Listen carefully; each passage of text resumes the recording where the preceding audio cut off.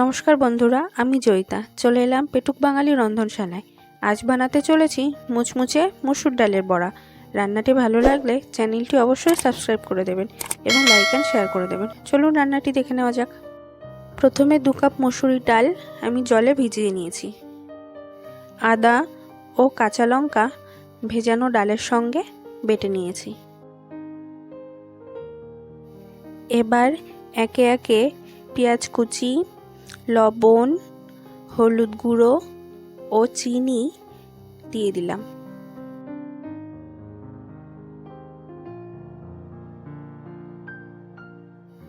এবার মিশ্রণটি একসাথে ভালো করে মেখে নিলাম।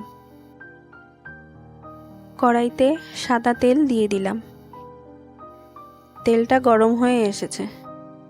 এবার মসুর ডালের মিশ্রণটা ছোট ছোট করে বড়ার আকারে তেলের মধ্যে দিয়ে দিলাম। হালকা আঁচে বড়াগুলো ভেজে নেব যাতে বড়ার ভেতরটা কাঁচা না থাকে। বড়াগুলো দুপাশ লাল লাল করে ভেজে নিয়েছি। এবার বড়াগুলো নামিয়ে নিলাম।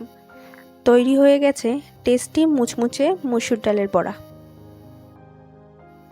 রান্নাটি ভালো লাগলে অবশ্যই কমেন্ট করে জানাবেন।